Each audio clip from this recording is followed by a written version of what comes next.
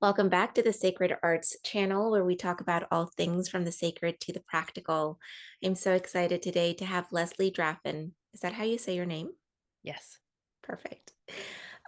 We are going to be talking about microdosing and psychedelics. She is a certified psychedelic guide and integrative somatic coach focused on helping people to embrace their bodies, sex, and psychedelics.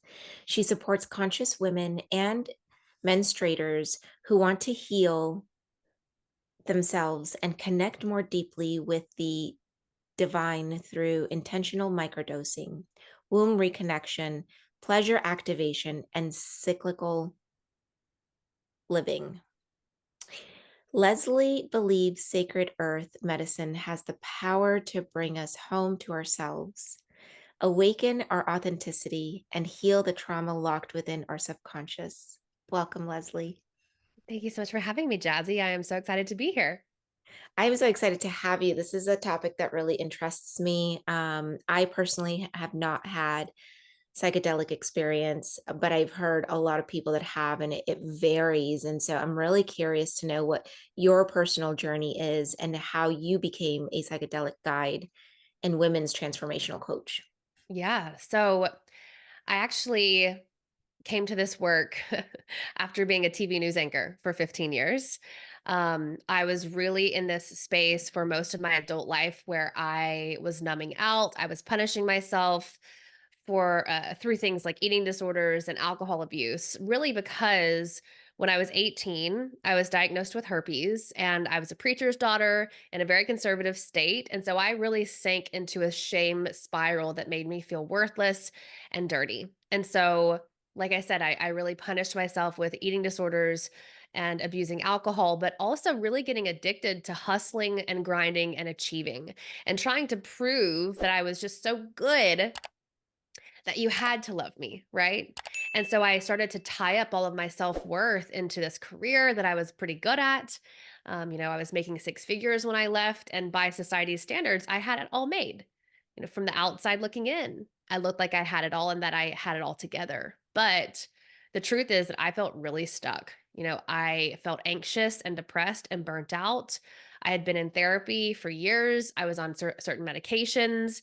And I spent thousands of dollars trying to learn all of these different spiritual modalities that would hopefully help me shift out of this state of just feeling um, blah and just deeply unworthy and unlike the authentic self I knew was hiding underneath. But nothing really clicked for me until I found psychedelic medicine in the form of mushrooms. These sacred teachers really helped me heal myself, my mental health challenges, connect deeply to my purpose, overcome my body image, finally get sober, so many different things that I'm excited to share about. But what they also did is they showed me that well, I certainly felt I was living a portion of my dharma as a news anchor. Um, I had so much more to do, and there was so much message within the mess I had been living in that they really set me on this path to become someone who I see as a permissionary and an activator and awakener for women specifically, so that they remember who they are and they remember that they are their own best healer. Hmm. I can resonate so much with your story, and I'm sure that a lot of our audience can as well. I always find it so validating to hear that you can be doing all the things right, quote unquote, and have this super successful life and do all the things that people expect you to do and still feel so disconnected, Yeah. so sad, so anxiety driven. And the true answer is always coming back home to yourself and really understanding who you are so well that nothing else wavers you. And so thank you for so much for sharing that Sure. story. And I love that you have found a medium that has helped you to heal, that has intentionally, brought you back home. How does intentional microdosing with plant medicine contribute to that spiritual journey and that interconnection?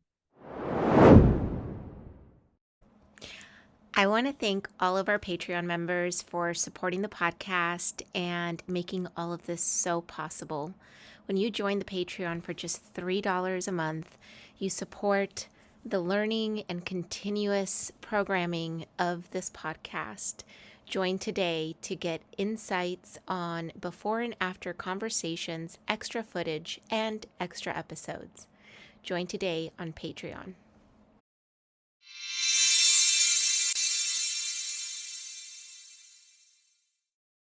Mm.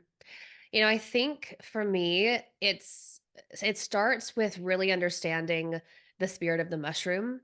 I really feel that these are sentient and sacred teachers here on this planet to help us move through our blocks, feel connected both to ourself but also to humanity and the universe.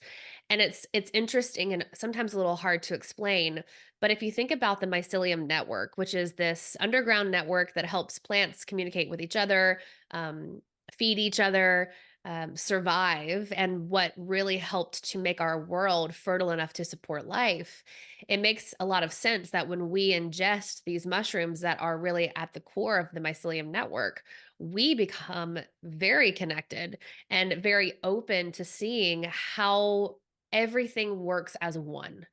And I think for me, what they did is they finally helped me become whole. And in that wholeness, I was able to connect more deeply with my spirituality after leaving Christianity and really grappling with like what is out there, to see that not only am I made in God's image and she is divine and wants the very best for me, but that there are such a there's such a divine spark in every single person and plant and animal that I have just found so much more peace and oneness through ingesting mushrooms. And that's at a high dose level, a trip, and at these micro doses that don't induce tripping, but still have a beautiful, gentle way of reminding me whenever I ingest those microdoses that, I'm here for a purpose. I matter, and everything is going to be okay.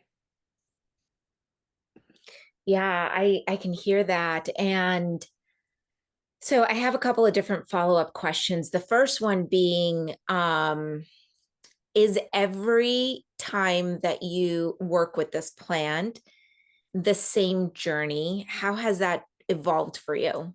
Yeah, I think when I started working with fungi, my first initial purpose, like intention, and what I had hoped to get out of it was this ability to become more open to receiving pleasure. Because, like I said, I had been diagnosed with herpes at 18.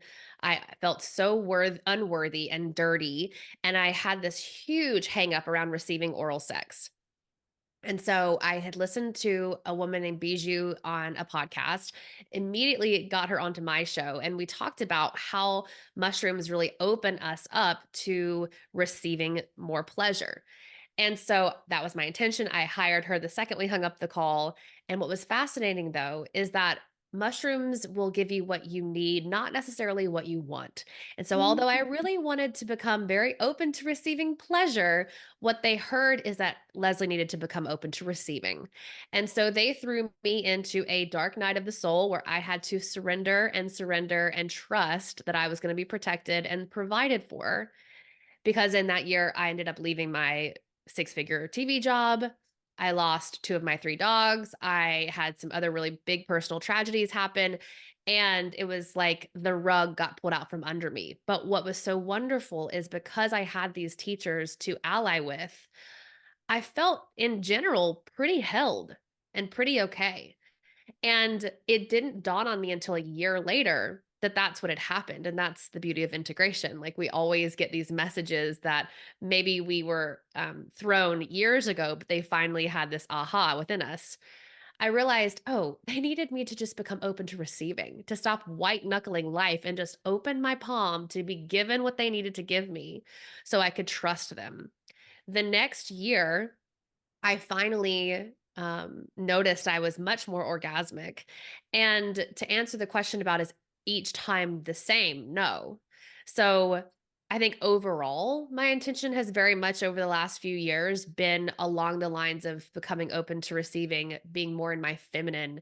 I was very good at being in masculine energy because I was so good at achieving, and that was what my trauma trigger was. Um, but I have seen so I had this really beautiful full dose journey where I really healed my mother wound. I am not a mom. Like I well don't have human children by choice, but I have a dog who has been with me for almost 12 years. He is like my spirit animal, my soul, my soulmate. And he came to me in this trip as a human child, a little brown-haired boy, and like guided me throughout the whole thing. It was basically like you are in mother energy, even though you feel like you can't get out of maiden, like you're in mother. You can be in mother now, even though you don't have a human child. So that was really healing.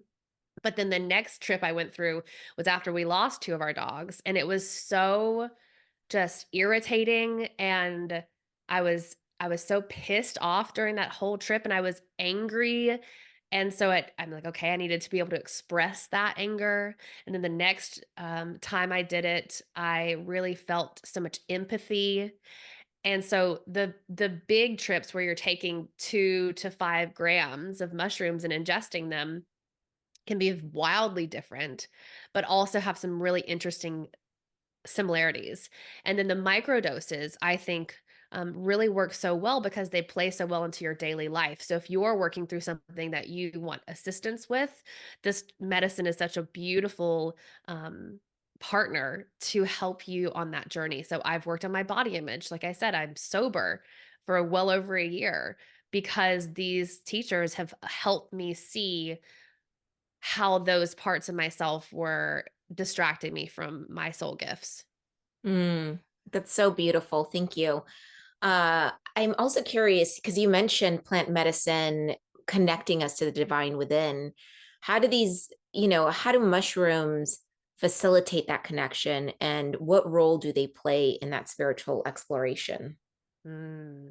I think what they show you is that you're literally part of the divine. And I think that that is shown through full dose journeys, but also with microdoses when you become really present, when you naturally become more calm. And this really comes when you work intentionally with this medicine. There are certainly folks out there who work with the medicine in like a biohacking sphere, and I don't think it's as spiritual for them. Um, Mhm. but because of the fact that psychedelics in general are non-specific amplifiers, if you have an intention of wanting to connect with the divine, with connecting to your purpose, it can amplify those things. If you don't necessarily go in with an intention, that's sometimes when bad trips can happen. They can amplify anxiety or amplify depression. And so to connect with the divine within alongside mushrooms, because that's what I work with almost primarily, I think it helps because it allows us to see pretty clearly ways to connect the dots within our psyche and within our life to say, this is where things are lining up for me, this is where they aren't. And for me, adding on tools like pleasure practices, meditation and mindfulness, more spiritual based things like pulling cards, that has really helped to almost habit stack, so that my personal practice is just elevated and amplified by these mushrooms. So I guess that's one reason how they connect you with the divine within. But on like a full dose journey, like I could tell you the wildest stories. Like they have just shown me that I am the goddess and the goddess is me, and I will like be there sitting at her feet, this primordial, like very reptilian looking Mm. goddess from the void. And she's just like, you're safe, you're protected, like I've got you, you're me and I am you, and you're here to do this work. Oh, that's so beautiful. Yeah. I know a lot of people that, are interested in this kind of work and, are asking questions and going to people like you that guides them through this. Can you talk a little bit about what some of the common challenges are or misconceptions, Yeah. when you're working with psychedelics? I want to thank all of our Patreon members for supporting the podcast and making all of this so possible. When you join the Patreon for just $3 a month, you support the learning and continuous programming of this podcast. Join today to get insights on before and after conversations, extra footage, and extra episodes. Join today on Patreon.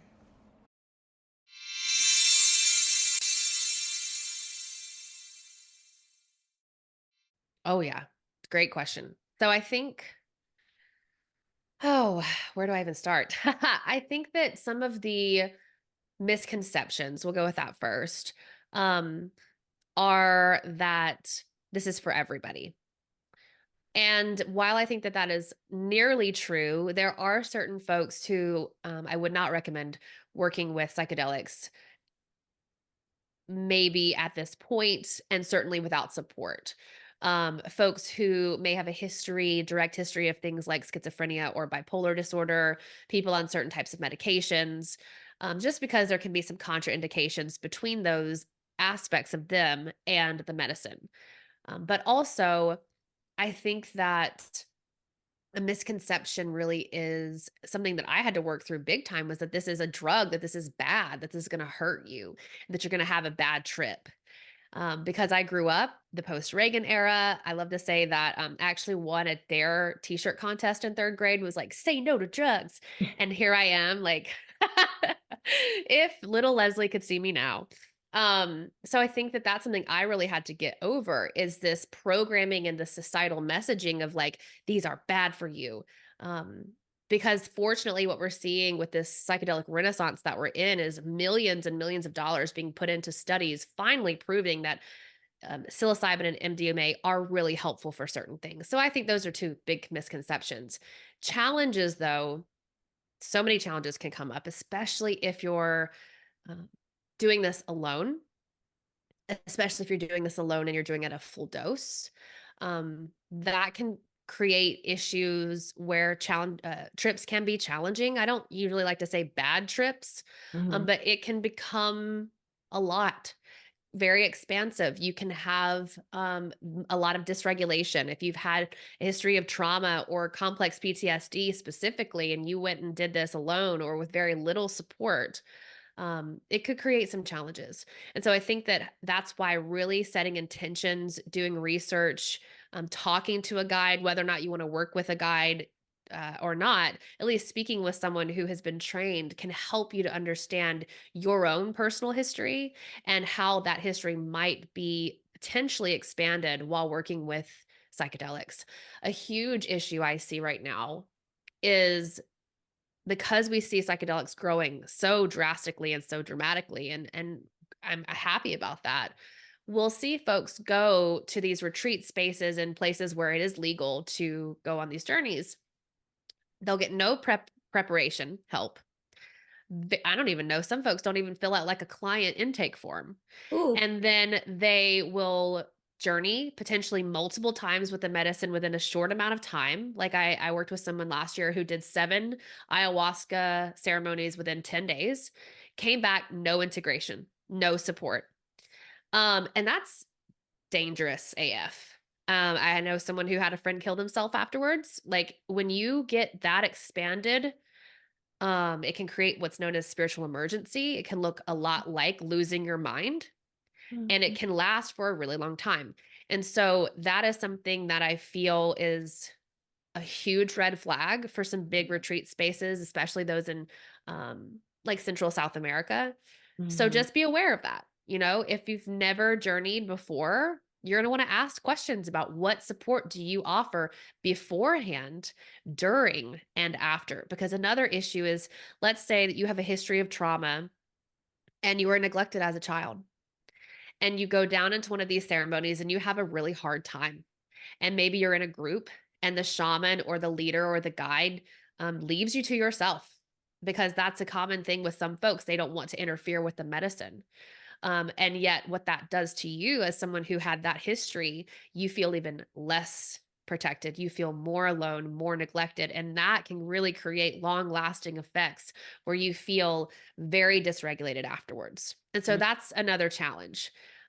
As far as microdosing goes, I see far fewer challenges with microdosing because it's much smaller dosing. It's much more gentle, and you're not usually going away to some place to do a microdose journey.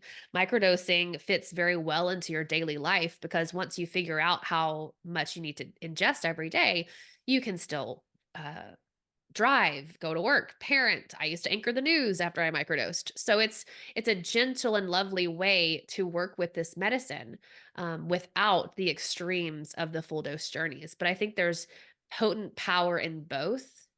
Both have a place in healing. I like to work with folks where we'll microdose for a while and maybe then they do a full dose journey and we integrate that afterwards. I think that's what helped me a lot. But those are some of the challenges that just come to mind right off the top of my head. I love that you presence that because I do hear from several people where they're going to ceremony after ceremony after ceremony without any integration. And you can see the shift in them, not necessarily positive, where they're going down this rabbit hole and they're not really processing what just happened. And they're lacking that support, and don't know to necessarily seek it. And so I love that you're bringing that up and really educating people, because even though someone that should know that this is important, Yeah. like a shaman or somebody that's been doing this for a long time, that might not necessarily be their school of thought or the way that they handle Hmm. their ceremonies. So it's super important to, just like going to a therapist or going to any practitioner, making sure that it's an energetic vibe and that you're going to have the support that you need Yeah. individually to be able to process and integrate And I all think of the another, information. yeah, for sure. And I think another thing, um, and it's almost a joke with a couple of friends of mine who are also guides. There's like a meme out there, and I don't remember who exactly it was, but basically it was like, which do you want? Like, just serve me more medicine, or like go into your shadow, like integrate what you've already been through. And it's so much easier to just take more medicine than Mm, it is to look at and sit with what that medicine has brought up for you. And mm, so psilocybin specifically is one of the least addictive things that you could put into your body. But because we're humans, we have something called psychological dependence. And so, what would happen sometimes, I'll see folks both at a microdose and full dose, they'll have these expansive, connected experiences where they see themselves with God and feel so at one and at peace, and everything makes sense. And so, when they come out of those full dose journeys or their microdose experiences, they immediately think, I want more. I want that again. And I think that that's something I do a lot of work to like, um, educate people around that, and really to ask clients to pause when you feel as if you need the medicine. The medicine is here to help you, but you are the one doing the work. The medicine isn't doing anything. It is opening and holding you as you walk through. So as long as you keep that in mind, you have the power. It is all you. This is like I said, an ally and an aspect of, I really think, spirit that is here to help you. But you can abuse that real easily if you're not willing to walk through the shadowy parts of yourself, mm. which psychedelics bring up. Like, I like to say psychedelics, like, imagine you're in a very dark room. Psychedelics give you a flashlight so you can shine it on all the shit in the corners. And you can choose to look at that or not, but it didn't go away just because you didn't shine the light on it. Oh, yep. Yeah. So true. For someone that might be interested in, looking into intentional microdosing, or maybe incorporating it into their practice, what are some tips or advice on where they can start? Yeah. I think the first place to start is feeling called to the medicine, and hearing this conversation could be your call. Like, I don't think that there has to be some grand, like, you're out in nature on a walk and like you see a mushroom and then the light from the sun like somehow like spotlights on that mushroom and you just hear like the angels sing ha. Like, it doesn't have to be like that. You can literally hear a conversation, feel a little tingle in your body and be like, this could be for me. So the first thing is, yeah, to feel like you're called to it, and then do your research and explore. There are some great documentaries, I know on Netflix and on YouTube that you can check out. I have a free microdosing guide that answers all of the questions. It offers prompts to help you journal and microdosing tracker. Talks about safe sourcing and it also has a meditation. So that's a great place to start. And then I think the other important thing is having support. I know I would not be where I am now if I had not had a guide to work with me in this medicine because I was scared. Like I said, I was in my mid 30s when I started this work. And I had years of like societal and cultural programming that this was going to be bad for me. And so that was so helpful to have somebody hold space for me. But also, if you're someone who knows you have trauma in your past, no matter what that is, I think we all have trauma, honestly. But if you've experienced something big that you know of, that's another call to work with someone one on one because, like I said, these expand parts within ourselves. And so, if you are working on your trauma, maybe you have a therapist, a talk therapist, and you've been really seeking to heal that part of yourself. Psychedelics certainly can help you, but without the right guidance, they could also hurt in their own way, right? To really expand parts of that trauma that maybe you don't even remember. And I think the other thing is if you're in a state of deep anxiety or deep depression, it's another um, just invitation to pause, um, talk to somebody like a guide. But when I was going through deep depression after my dogs died, I took a major break from sitting with medicine because I knew that that could potentially be elevated because it could expand that part of it. So that's where I would start. Feel the Mm. call, do your research, talk to somebody. I have free calls people can book with me if you've just got questions. But I think that we're in a state where the collective is really shifting. And this is, I think, really going to be even more on the forefront in the next 5 to 10 years as a major holistic approach to mental health. Thankfully, certainly helped my mental health just like dramatically. But hopefully, continued education and harm reduction happens on the individual level and on the societal level so that folks know how to work with this safely and intentionally and can help heal themselves. Mm. Yeah, I absolutely agree with you in terms of this being a little bit more prominent in society. I love some of the studies that I've seen coming out, and there's more and more information coming out in positively reaffirming that this is helpful for our mental health. And again, like you said before, it depends on the person. It depends on where you're at in your mental health, what medications you're taking. But if it is something that you're able to explore and you're feeling called to, it can be a beautiful journey and it can propel you and expand you even faster. Yeah, for sure.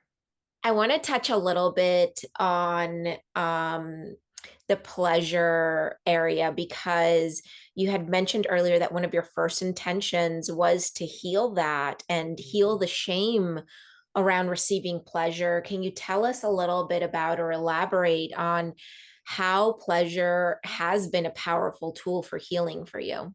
Yes. Oh, I love this topic. I think the first thing I needed to do when I went on this journey, and this was 5, 6 years ago, was start to reevaluate what the term pleasure even meant. Because as a preacher's kid, that was a dirty word. Pleasure was like seen as sinful. And so I really had to look at and evaluate like what does it mean to me? And so when I say pleasure, I usually refer to it as sensual pleasure or sensuality. Sexuality does play into it, but we're talking about the whole self. And so pleasure became really healing for me because it helped me get really present. Some of the biggest struggles I've had has been with anxiety and been with this like negative self-talk and like that hamster wheel of ruminating thoughts. And I would be, having sex with my husband and thinking about all these things and I couldn't get present in the moment. And so when I started to create presence and pleasure-based practices with the assistance of psilocybin, magic mushrooms, it just like all came online. It was almost like all of the little dots like were so close to being connected. And the second that all three things came together, presence, pleasure, and psilocybin, it just was like ta-da, like it just lit up. And I Mm, think that happened for me because of the way that psilocybin works. You know, it works in the brain to help to soften what's called our default mode network. This is our high level processing where we have like our beliefs about ourselves, our internal subconscious programming. And when we're young, it's like, think of it like a lake, right? Like it's a lake, it's the water is flowing, you throw things in it and they just, they stay in there. Like boom, supernatural. But as you grow up, that lake freezes over. So all of these affirmations, all of these pleasure practices, all of this mindfulness, like our stones you're throwing at that frozen lake, they're just getting across the top. They're not sinking into like the actual space of you. But psilocybin and psychedelics in general help to thaw the lake.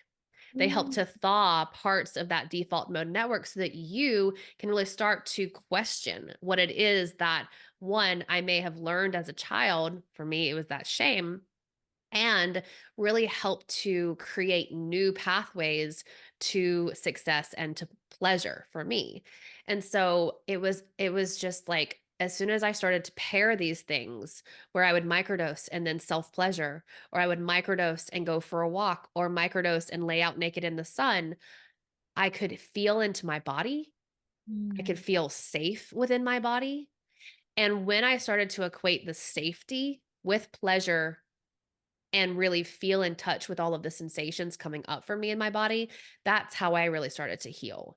Because I had a lot of trauma around getting herpes. I had a lot of trauma around the things that terrible men had said to me in past like sexual encounters, because let's be honest, I felt so unworthy. I was in relationships I never should have been in with dudes who sucked, because I was just like felt like I should be feeling lucky that anyone quote unquote loved me. And so all of those little quibs that they said and those cut downs and those remarks were subconsciously stored in me. mm, And so becoming really present and becoming someone who was more able to quickly tap into pleasure because of those new practices that psilocybin had helped to reinforce by again thawing out that lake in my mind. I think that's really how I started to heal, mm. and become like way more orgasmic. Like I realized at the end of last year, I was like, dang, this is the most orgasmic I've ever been. And it was, but it's tricky to say that to folks too, because while I was having like actual orgasms, I was also like having like more energetic type of orgasms where it was just like feeling so damn good. Listening to birds outside with the sun on my face is just like that tingle all over your body because you just know you're where you're supposed to be. That I felt was also like super filled and orgasmic.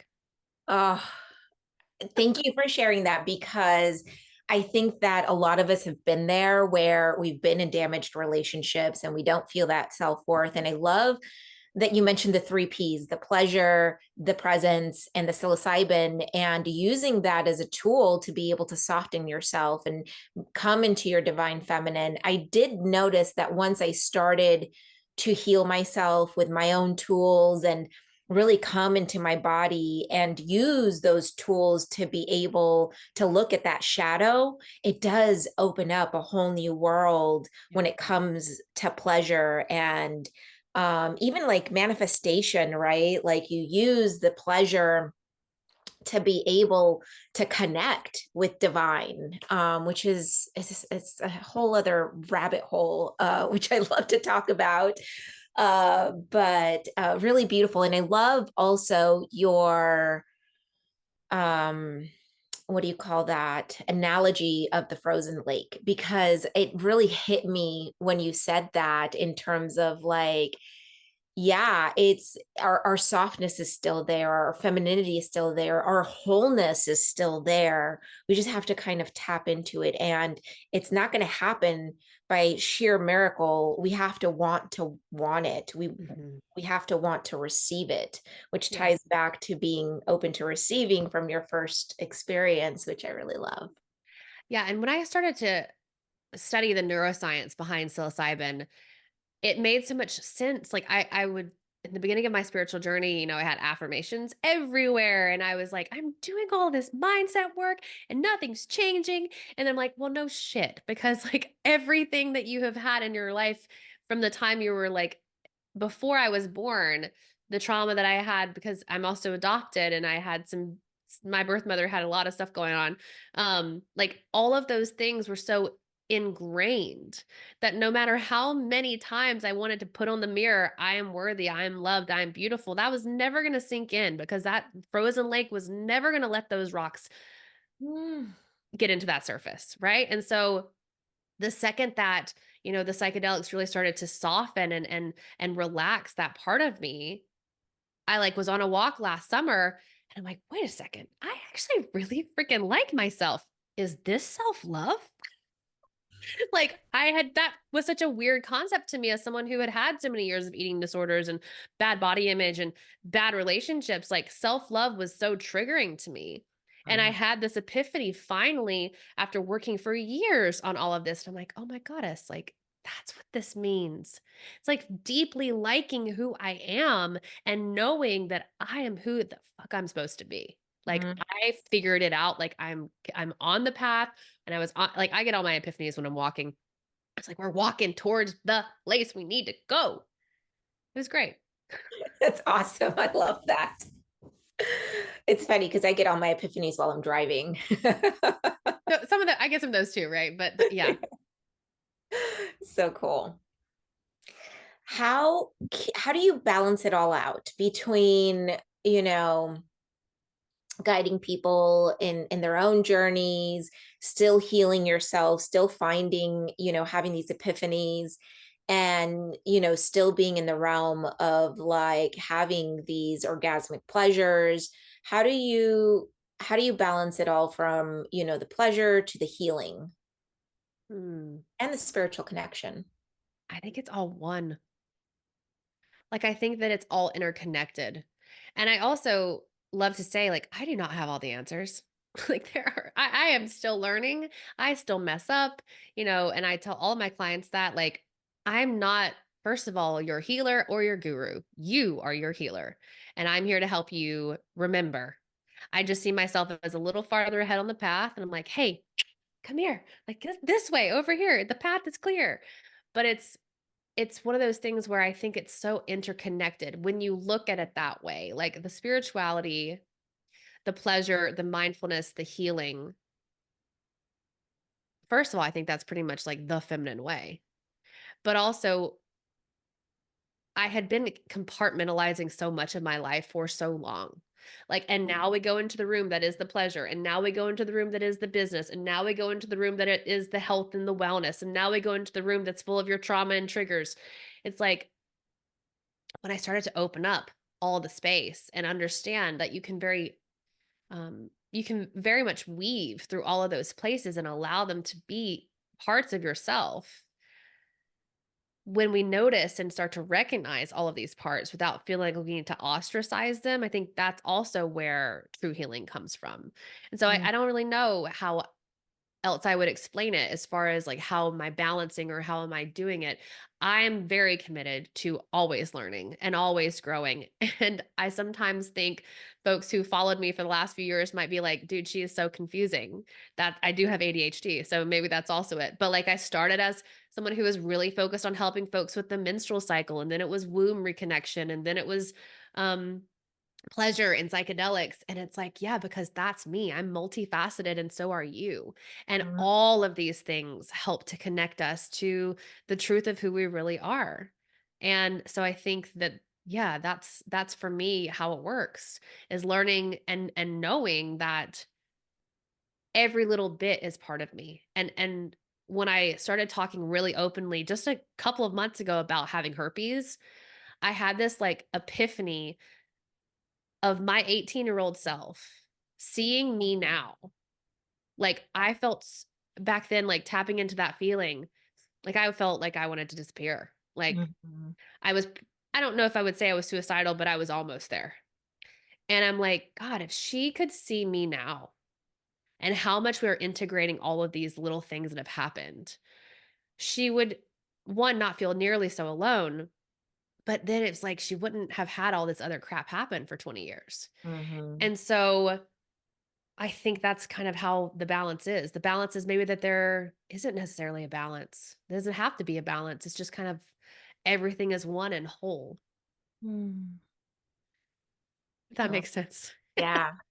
I love that perspective. Also, I feel so seen and validated because I also have ADD and same thing, human design, Reiki, shamanic practitioner, like, and the list goes on and I'm still expanding and still learning. And that's just who I am also. Like, I love learning new things. I love hearing other people's perspectives. And, I learned a ton today as well. And I don't know. I think that like what you just said, we're all multifaceted and Yeah. it's okay. Yeah. Um, so Yeah. cool. I have kind of maybe a weird question here about microdosing or even, doing the God mode. Is there a preference or a difference between doing the pure plant versus something that's processed into a liquid or processed into a chocolate? Yeah. What is your school of thought on that? Um, so I've actually never ingested any liquid or tincture, but I have had, well, I've had tea. So I guess technically that's liquid. But I know there's actually folks that there's like actually like tinctures too. My thought and the way that it really progressed for me, I started out consuming them in capsule form, powdered capsule, like you grind them up, put them in a capsule. That's how I would ingest them.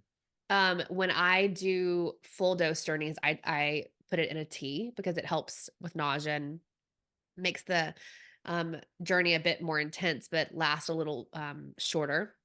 Mm, And I've had chocolate. So I think there's a vastly different body feel between a chocolate and something like a tea or a capsule.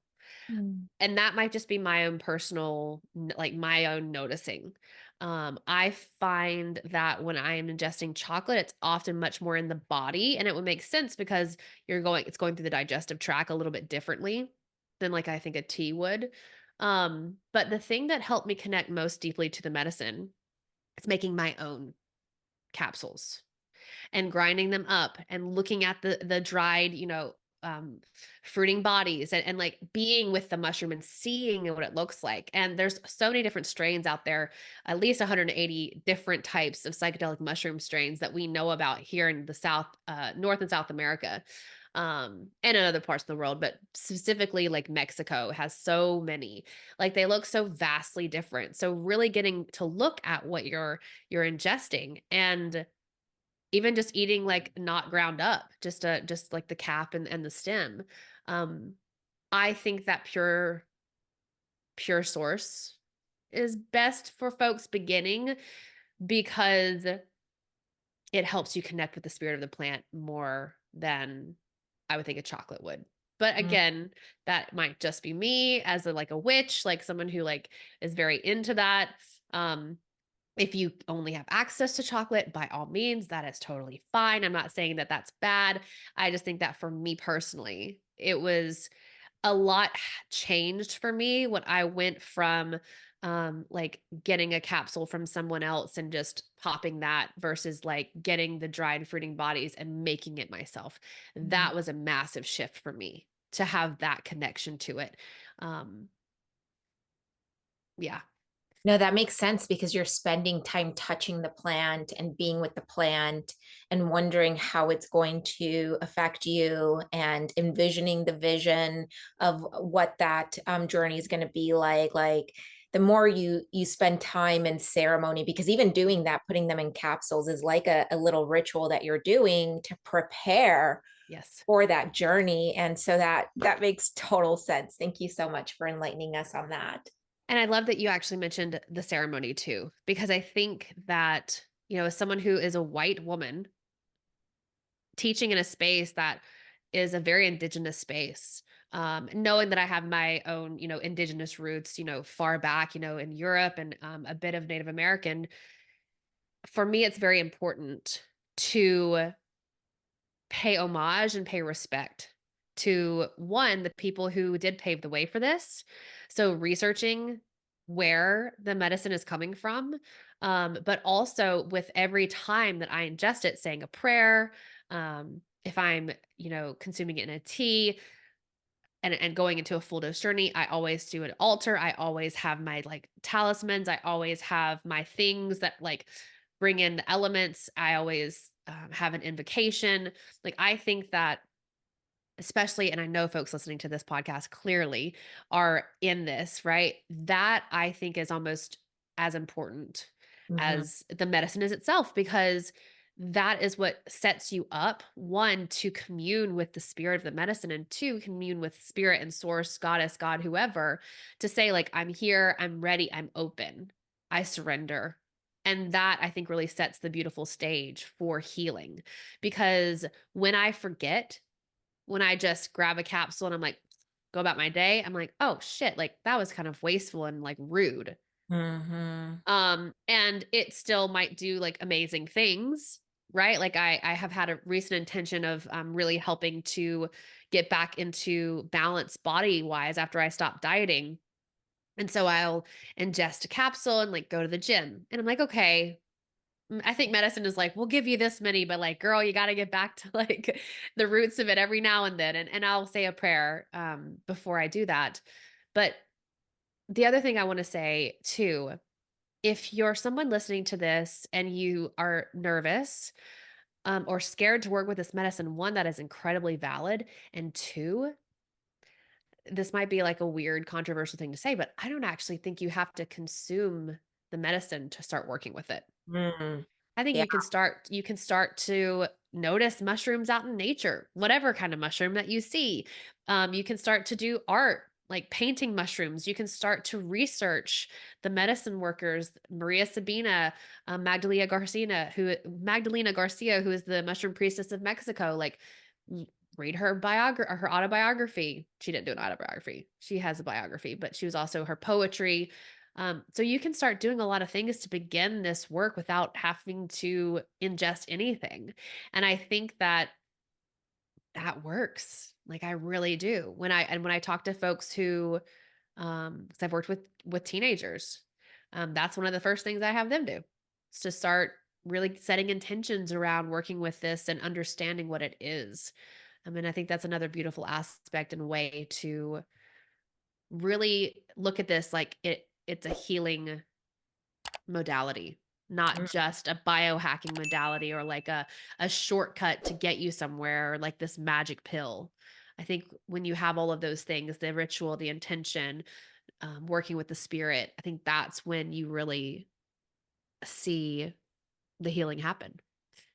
Yeah, I agree. A while back before I started working with cacao was like really calling to me. And so I was doing a lot of research. I was connecting to it before I even tried it. And I was listening to music that really activated the cacao, the Icaros for it. And I gotta say, like, once I started doing cacao and integrating that into my everyday, it was the same feeling as before I even tried it. So I felt like that spirit really integrating with me and already opening up my heart, already healing the parts of me that needed to be healed. So that totally makes sense to me. Recently, I've been called to maybe explore peyote.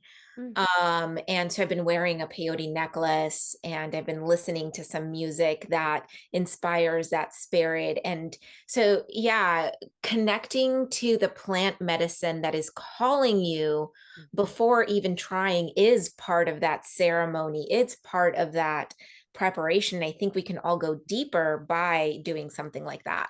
100%. Yeah. And I've also seen so much healing happen when I combine cacao with psilocybin. Mm. Beautiful heart opening. and Wow. and pleasure filled opening as well. Mhm. Chills. Oh, I love that. So exciting. I'm excited for the audience. I'm excited for myself to continue to explore that path. I would love to close out our session. I can talk about this all day. Curious to know, what events do you have going on? What do you have coming up? What are some of your offerings for our Yeah. audience? I mentioned in our conversation my free guide, so I would love to give you that so you can put it in the show notes, easily downloadable. And the other thing that I started this year that I'm just so lit up about is my online community, the Sanctuary. So this really combines those three P's, right? Pleasure, presence, and psilocybin inside an online community for mystical women who want to awaken to their power and their purpose. We have a really beautiful framework inside that really goes deep into pleasure, womb healing, cyclical living, and mindfulness based microdosing, as well as twice a month embodiment ceremony. And this is really for the person listening, woman or femme identified, who feels like, maybe you're hearing this and you haven't had an orgasm in a really long time, or even thinking about like connecting to pleasure is seemingly about as doable as climbing Mount Everest. Like, I've been there. I have totally been where you are. I've been that person who tried all of these spiritual modalities, but still felt like they needed to numb out with wine and Netflix and endless scrolling. And there is so much more for you. And so I would love to invite you to come inside the sanctuary for 2 months free. You can use the code SISTER because I feel like when you're there, we're family. And I can put, again, a link. I can give you a link in the show notes, or you can find me on Instagram at Leslie Draffin and just message me the code SISTER and we'll get you the link. But I find that this framework is the thing that really helped me move through that sexual shame, helped me get sober, Mm. and really helped me help other women awaken their own passion, awaken their intuition, and know that they are here for a reason. Um, and that reason is often to feel so good, so Mm. freaking good. So yeah, I would love to offer all of the listeners here for the Sacred Arts channel that 2 months free inside the sanctuary. That's beautiful. Thank you so much for that generous offer. And thank you for the work that you're doing and the light that you're bringing into this world. It is so much needed. And for all of you out there, if you enjoyed this episode, please let us know by commenting down below, liking and subscribing. And we will see you next week.